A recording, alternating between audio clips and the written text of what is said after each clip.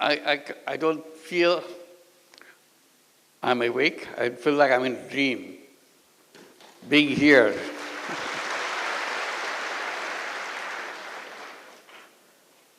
It's a stunning experience to come to such a prestigious, such an influential institution in the whole world.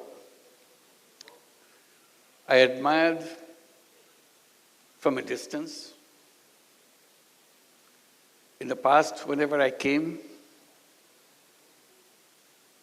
I tried to get a glimpse of Al-Azhar. I just came through just watching from a distance. I didn't dare to enter. I was not familiar where to go. Today you bring me in. I'm here with the students and the faculty and the friends. It's an amazing experience, a lifetime experience for me.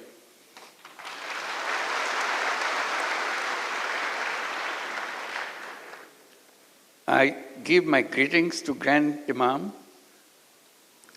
and all the leaders of the university. When you are mentioning all the numbers, these are stunning numbers. I come from the academic background. I know what it means, how staggering those numbers are, how overwhelming the undertaking is. This is a memorable event for me, to see you, meet you physically, and even get a chance to talk to you. It's a rare, rare opportunity. As someone coming from academic world, it's always exciting to be with the students. That's what we do, that's what we live for. And my greetings to all of you, all the students of Al-Azhar who are present here, who are outside, those staggering number of students and faculties all over the world. And among them, there are Bangladeshi students, pretty large number too.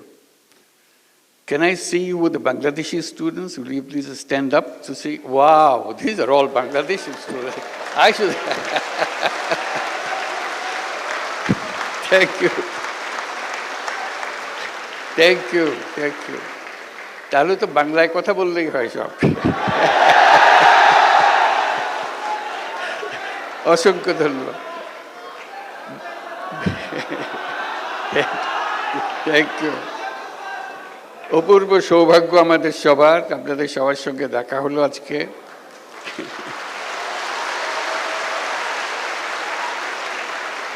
আমরা দেশের সবার পক্ষ থেকে আপনাদেরকে বিজয় দিবসের শুভেচ্ছা জানাচ্ছি।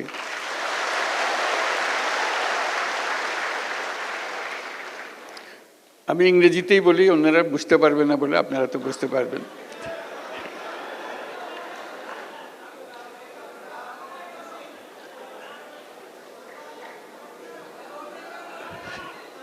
একটু পরে বাংলা বলবো, আগে ইংরেজিতে বলিনি কিছুক্ষণ।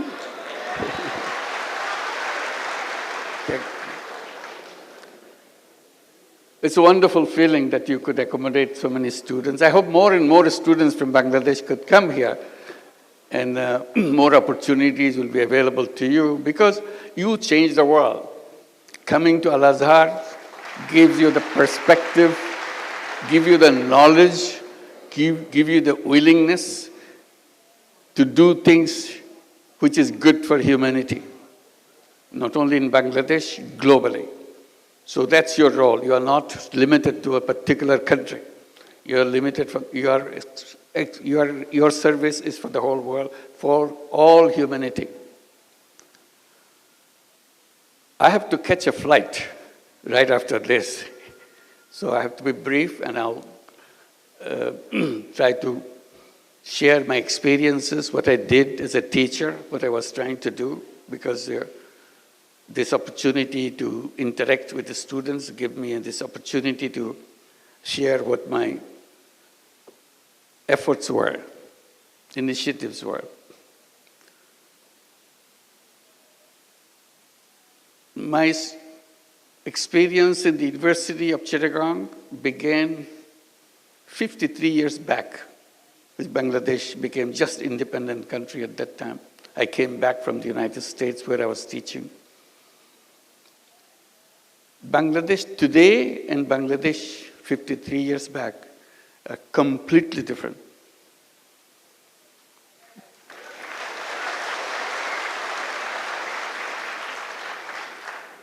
Bangladesh was the poorest country in the world. That was its title.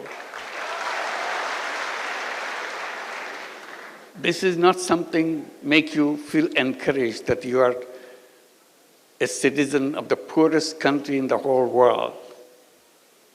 86% of the population of Bangladesh were under the poverty line. And you see poverty everywhere.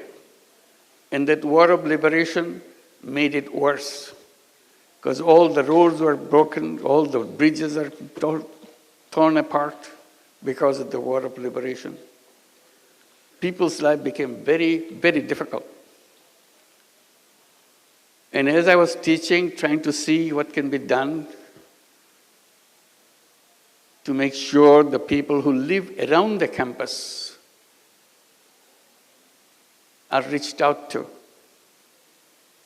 Because I was campaigning within the faculty of the university saying, if university is the reservoir of all the knowledge of the world, it doesn't matter where it is located, whether it's in the poorest country or the richest country, university is supposed to be the reservoir of all knowledge. And that's what Chittagong University should be too, as a reservoir of all knowledge. My question to the faculty was, if it is the reservoir of knowledge, should it be just limited to the walls of the university? Or should it be available to the people who live around the campus? That became a big debate. And I was campaigning that knowledge is no good if it is not useful for people. So if the university has knowledge, it must reach out and touch the lives of the people who were around it and beyond. And that's what this whole meaning of having an university.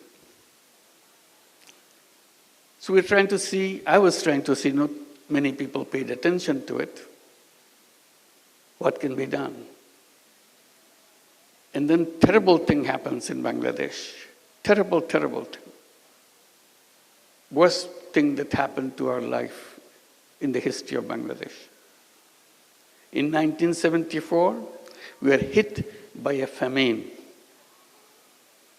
And Bangladeshi students probably heard about it, but others may not. An enormous number of people were dying of hunger throughout the country. You literally see dead bodies on the street every day. They died not because they had some any disease. They died because they couldn't eat. They didn't have enough to eat. And dying by hunger is the most painful way to die. Death approaches very slowly. The day you die, the moment you die, you cannot distinguish, nobody can distinguish at what point you are alive, at what point you are dead. It's a very slow-moving process. And suddenly, it shocked everybody. That is death by hunger, massive number of people in Bangladesh. And that hit us too in the university. So one of the things I was trying to do, if shortage of food is the problem, people couldn't eat. All I can do, at least try to help the village next door to the university campus do not have shortage of food. So my first effort was to make sure there is no shortage of food in one village which is next to the university campus. So I did lots of different things. Then I saw no matter what I did, there's still a large number of poor people in the village who couldn't afford to buy that food, even if they had the food in the village. So I was trying to see how do you do that. One traditional way, give them charity, give them some money so that they'll get some food. And I was wondering whether there's a good way to do that, because religions, most of the religions say that, give charity to the people for good reasons. But I was kind of hesitant, because this is something which doesn't lead to the solution. It only perpetuates the problem. So I kind of took a different decision that I don't want to go by that route. It's a good one, but I don't want to pursue that road. I was looking for something which can be sustainable. Opportunity came, some of experience of interaction with a villager, a village woman. And she was explaining how she survives in a daily way. But in her survival process, she had to borrow money from someone to make some stool. And then the lender, which is the trader, gets all those stools to himself and sells in the market. And he gives the lowest possible price for those stools that the women made for. So she was totally cheated out of the whole deal. So she remains poor, but she struggles hard to make sure she gets a meal next morning or next day. The reason she didn't have the money to buy bamboo, which goes into the stool. I asked her, how much does a bamboo cost? So she borrowed the money from the trader. She said maybe about 50 cents, US dollar wise, or maybe a little more if you are looking for a good quality. I said, what if somebody gave you that 50 cents as a loan, can you pay it back? I said, of course I can pay it back, because I pay him much more than that. So paying you back is no big deal. I thought about it. Should I give her the 50 cents and let her be free from the moneylender, trader? Or she should continue the same relationship and see what happens. So I didn't give her the money. But I thought about it. Next morning I came back to her. I said, okay, I'll give you the money. The deal is you'll return the money to me once your business is done, and then you can borrow more. So this was the start of something that I continued, because I was so excited that she really paid it back, and I gave her money back again. So I told the villagers. In the meantime, I became very familiar with the village women and village people. I said, if you need money, come to me. I'll give you the money. This is in a circumstances, in an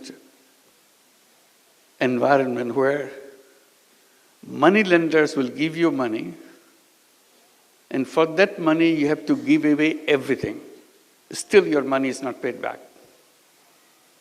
That's what the money lending practices in Bangladesh and many other countries is all about. Here I am, I'm not talking about taking away everything. I'm just asking for the money to be back, that's all. Whatever I gave is returned to me. People thought, oh, it's so easy. So it became very popular.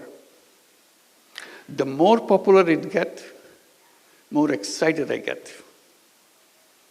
Because it helped people. They started doing things and paying me back. Then I thought, this is not my job. I'm a teacher. Why should I lend money to people? This is the job of a bank.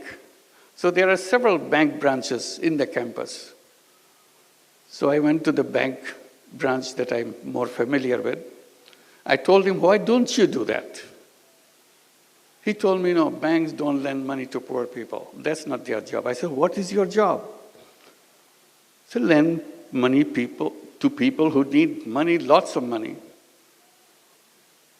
I said, that's very funny. You want to give lots of money, but you don't want to give little money. He said, that's banking. I said, that's wrong. That's wrong banking. So I kept summarizing that principle of banking. I still do all the time. It's a very strange principle of banking. The banking principle is very simple. It says the more you have, the more you get. If you have nothing, you get nothing. I said, that's very strange. You have the whole banking structure in the whole world on that principle? It is like that. Still, it's all over the world. I said, banking system is wrong. The first time I became very bold, I started saying banking system is wrong. How should you fix it? I said, very simple. You reverse your principle. The new principle would be the less you have, the more attention you get. If you have more, you have to wait.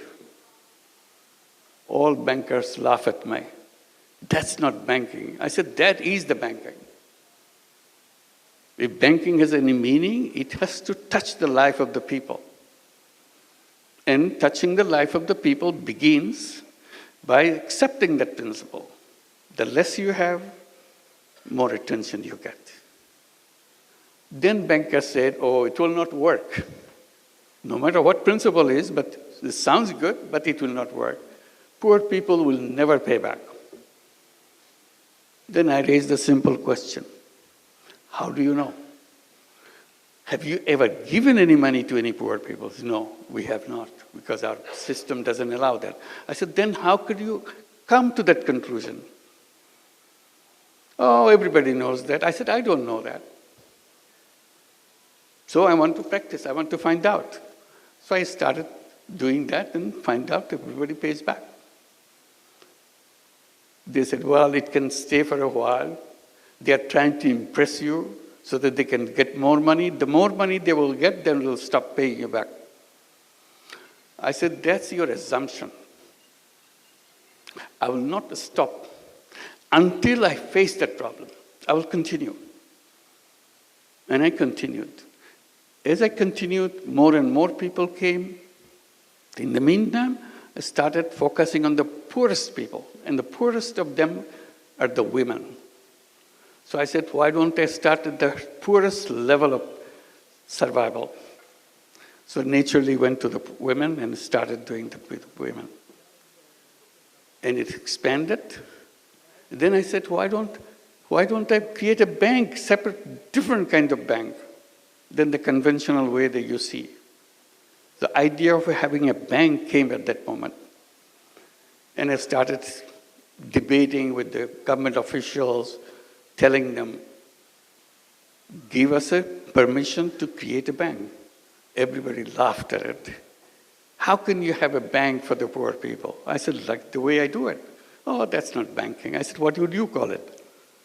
Banking is about lending money and getting money back and running a sustainable organization. It's a business organization. Nobody believed that. Finally, after many years, I got the permission to create a bank. I called it Grameen Bank or Village Bank and continued to expand. And that became a story after that. So this is how an idea came to challenge an institution.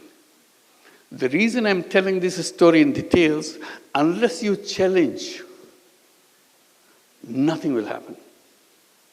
The world will remain the way it is. It is the young people, it is the students who can see things more clearly because they are still looking for things. And that's what you are. Looking for things to do. Looking for changing people's life. Looking for changing the whole world. If you stay where you are, repeating the same thing over and over again, world will remain where it is. And then I came with the idea that I started telling about. I said, not only you challenge, you dream, you imagine. Imagination is a big power. That's very funny. It doesn't cost you anything to imagine. You can imagine anything you want. Imagination doesn't have any limit. But it is the fundamental thing to lead you to change. If you don't imagine, it will never happen. It's a very funny thing. If you don't imagine, it will never happen. But if you imagine, it has a big chance of happening. So I encourage everybody, all my students, people that I meet, make imagination. Imagine things. Things which are absolutely impossible. Imagine that. And if you keep on imagining, it will happen. So while I do the thing in Grameen Bank, and people say it will work in Bangladesh, it will not work anyplace else, it started spreading in other countries. It even came to Egypt. We started some programs in Egypt. Many microcredit programs are introduced. It went to many other countries in Asia. The funny thing is, it was introduced in the United States. In 2008, we set up a program called Grameen America. It started in Jackson Heights, New York. Everybody said, no, this is not Bangladesh. We don't have poor people in the United States. You are making us feel like we are some kind of fools. I said, no, you're not fools. You're very smart people. But you don't realize that you have poor people. Because you keep claiming that you don't have poor people. You are the richest country in the world, quote unquote, richest country in the world. That doesn't mean you don't have poor people. Oh no, we don't have poor people. It's a rich country. I said, yes. Then I asked the question, do you have welfare program in your country? Oh yes, it's a very rich program. We have lots of people. We take care of all the people. We give them monthly check every month so that they can buy their whatever their family needs are, so that they can take care of themselves, their children. A check every month, welfare check. I said, you know what? Every family, every person that you are giving a welfare check is a poor person by your own recognition, because they cannot afford to maintain their life by themselves. So you are giving them money from the state. They are poor, but you are claiming they are not poor. You are hiding poverty. Anyway, this debate went on, but in the meantime, Grameen America started expanding. Now it works in 35 cities in the United States. It lends out about $2 billion a year. In a couple of years' time, they will be distributing $3 billion and $4 billion. This is the path it has took. And the amazing thing, repayment rate is absolutely near 100%. Never changed. So you challenge something, and people say it cannot work. Okay, it can work in Bangladesh. Bangladesh is a funny country. Anything can go. But it will not happen in any other countries. Now it's all over the world.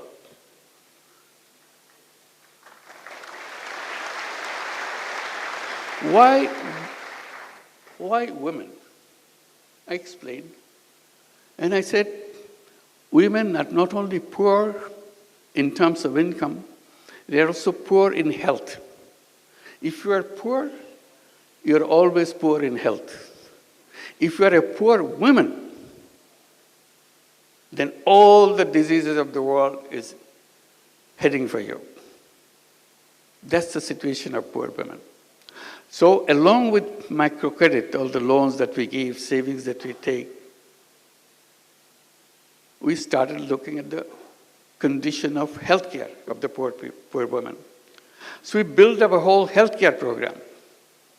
We have healthcare program in every village so that we can take care of all the women. We have over 10 million borrowers, meaning 10 million women in our system, in the Grameen Bank in Bangladesh.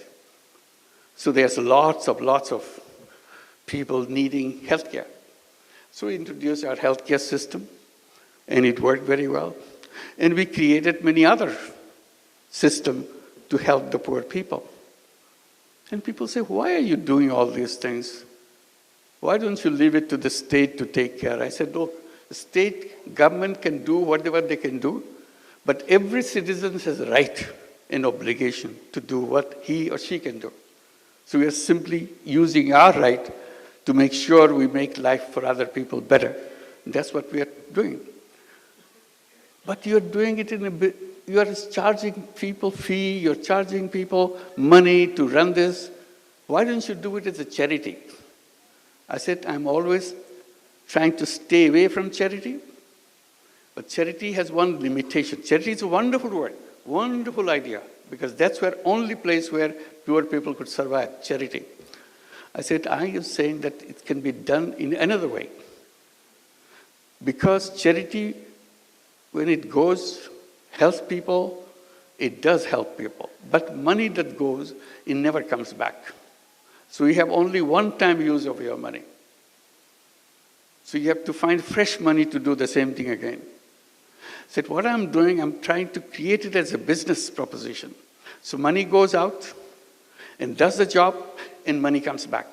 So you use the money again and again. It never stops. I said, this is more powerful.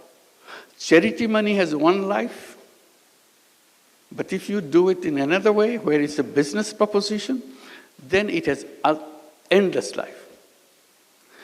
Then he said, then you must be making a lot of money. I said, no, I'm not making money. That's not what I do. I promised to myself that I'll never make any money for myself. That's it, simple proposition. So I don't even make any money for myself.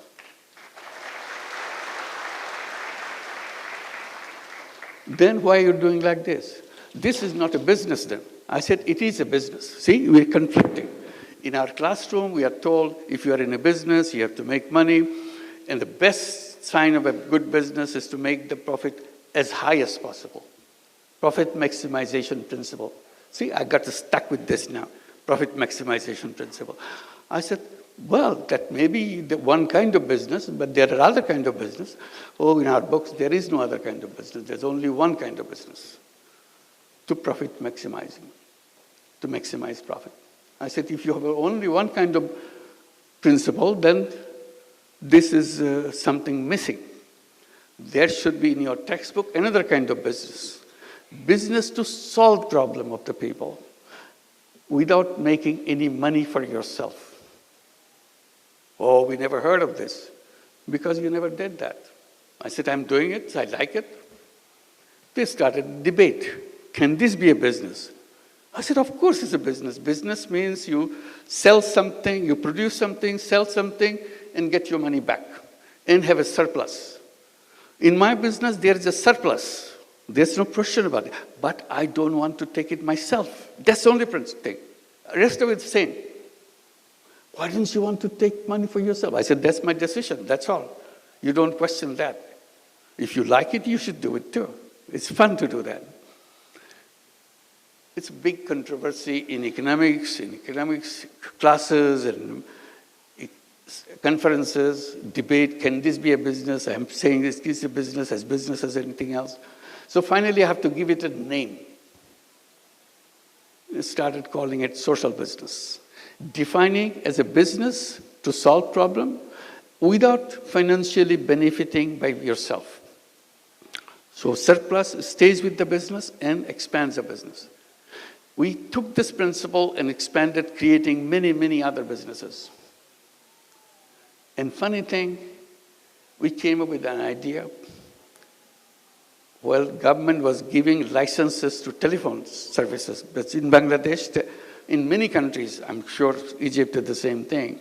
At one point of time, very few people had telephones. It was a government service and very inefficient. Maybe 100,000, maybe something like that. That's the total number of telephones in the whole country. So that's when the mobile telephone idea came, and it's got introduced in other countries. Bangladesh wanted to give licenses for setting up mobile telephone companies. We looked at each other. What does it mean? And we had an idea. Why don't we apply? We had no idea what a mobile phone is for. But since government is asking for application, we sent an application. We want to have a mobile phone company. Everybody asked, why do you want to have a mobile phone company? You are just lending money to poor people, that's all. Mobile phone company, mobile phone is for the rich people. Very rich people. Because at that time it's very expensive when it came. So I said, well, we have an idea. We want to bring telephone in the hands of poor women. Again, a shocking experience. Why poor women? What do they do with the telephone? I said, we'll figure that out. We explained. Government was not happy with our application. They said, why do you want to give money to poor women? Telephone to poor women. I said, it's not for her to send messages or start. At that time, there's no messages, just calling. Just calling each other. They're not calling anybody. They will allow the rich people in the village to use their telephone and charge a person heavy price. Because that's the first time telephone came, everybody wants to make a telephone call, she will make money. So why should I give it to rich people? I give it to the poor people. The privilege of having the telephone company. So we want to do that. So we created a telephone company called Grameen Phone.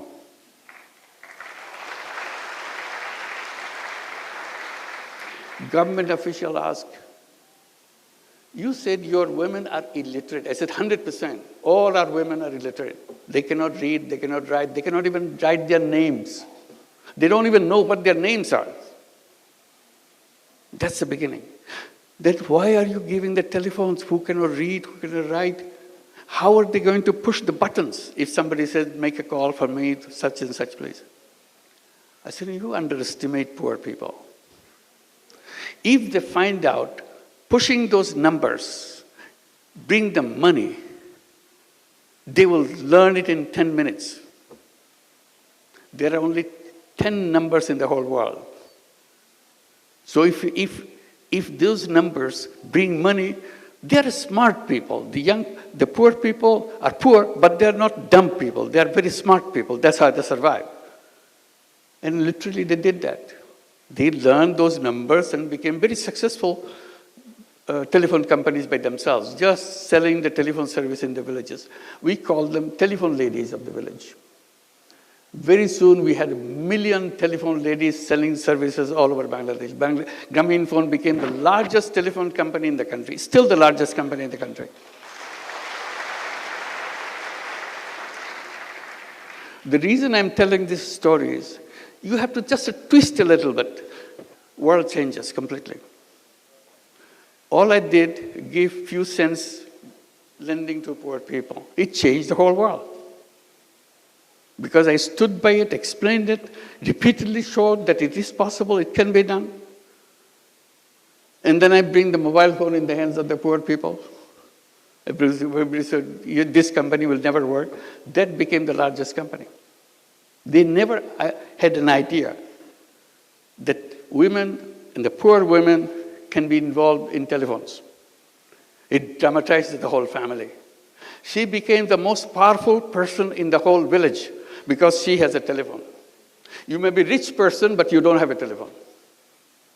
Because our company gave only telephone to the poor women, nothing else, in the beginning. Now we give it to everybody. So she became very, very respected person, very important person in the village. One lady was explaining to me in those days, saying that, I said, how do you know you're an important person? She said, I know I'm an important person in the village because no wedding ceremony can take place in 7 villages around me without me getting invited. That's the importance.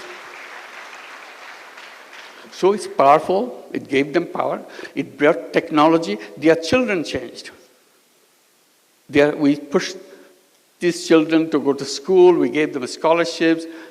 From illiterate families, they went to universities. They got their PhDs. Many of them became doctors, engineers.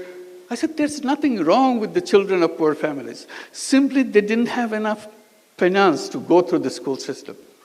After they go to the school system, they're as good, even better. They're topping the class. So it's about perception, how you look at the world, what you want to do with the world. So now I talk about creating a new world. I call it world of 3 zeros.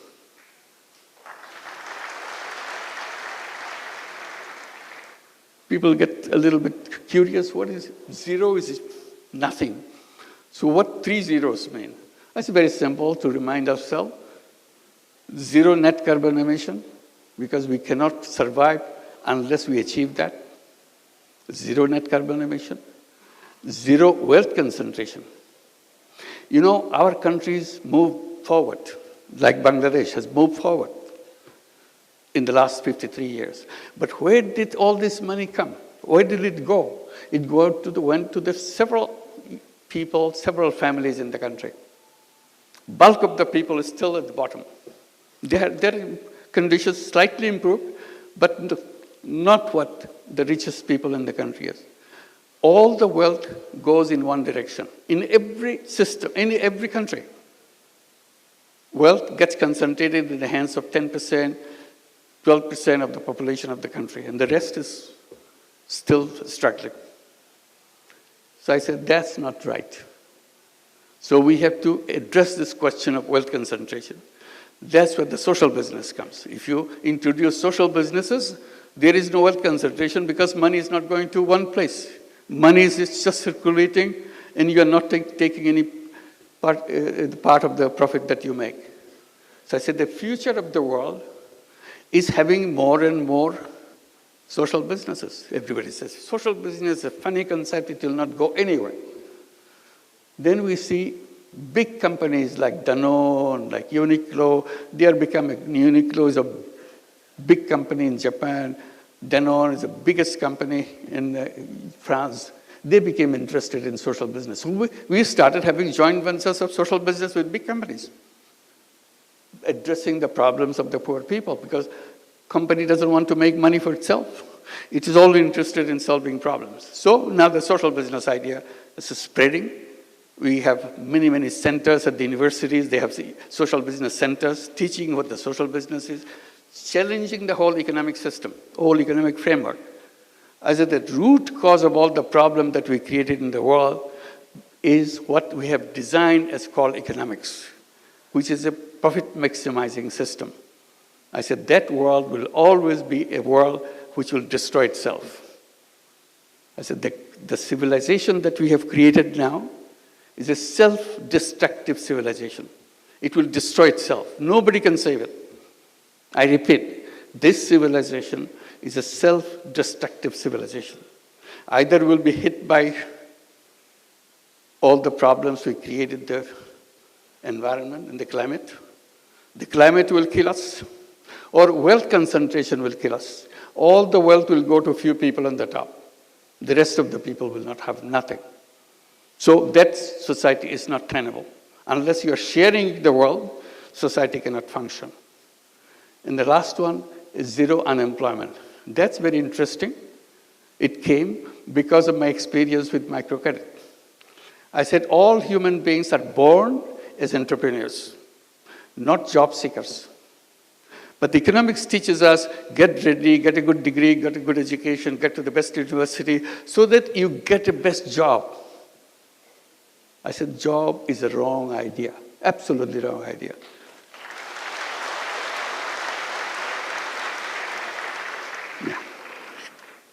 We have to leave. It's a couple of minutes. I said it's a wrong idea because human being is a creative being. Essence of human being is the creativity. That's why I said imagine. If you imagine, your creativity takes over. It makes it happen. You imagine that you want to go to the moon. When people were saying we want to go to the moon, everybody laughed at each other. Such a funny idea, human being going to the moon. You couldn't be funnier than that. But it's a dream. When you have a dream, you make it happen. And they made it happen. Now, lots of other dreams are coming up. What is your dream? The best thing any education institution gives to the students is to make him or make her capable of dreaming. If an institution is not inculcating that quality in young people, that institution is not an academic institution. It doesn't serve the whole purpose of being an academic institution, inspiring young people to dream the things that you would like to see. Once you dream, it will happen. So I talk about zero unemployment. I said all human beings are born as entrepreneurs. Job is the legacy of slavery. We don't want slavery. We don't want to be slaves. But the education system forces us to do that because they say you need a degree, you need a piece of paper. Because if you produce a piece of paper, you get a job. I said, I want to create an education system where we don't need a piece of paper. We don't need a degree to show it to somebody. I use the knowledge to change the life of the other people, change the life of any people. That's what entrepreneurship is all about. And entrepreneurship is not about making money. Entrepreneurship is about changing the life of the people. So if you can create a society, create a world of 3 zeros, zero net carbon emission, zero wealth concentration, zero unemployment, we create a new civilization. That's the challenge. That's the task that we have. এই কথা বলার জন্যই আপনাদের কাছে আজকে আসলাম। আপনাদের